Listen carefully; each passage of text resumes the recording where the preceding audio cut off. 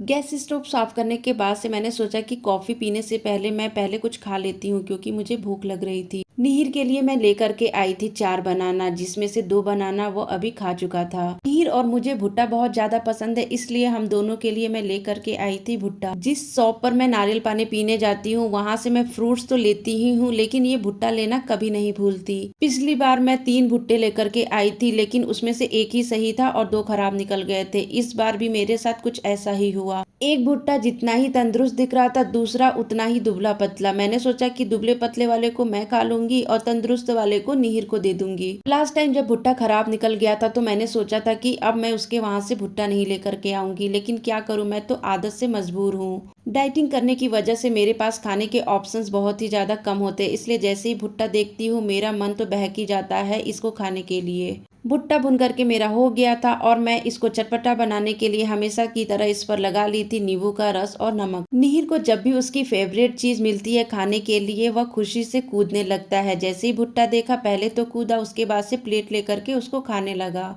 भुट्टा अभी बहुत ज्यादा गर्म था, इसलिए निहिर उसको खाने की कोशिश कर रहा था, लेकिन वह खा नहीं पा रहा था। पहले तो निहिर ने कोशिश की कि भुट्टा को उठा करके डायरेक्ट मुंह से काट करके खा लूं, लेकिन जब वो गर्म लगा तो उसके दाने निकाल करके खाने की कोशिश कर रहा था। निहिर से दाने तो एक भी नहीं निकले, इसलिए प्लेट में जो नमक थी उसको ही चाट चाट करके खाने लगा।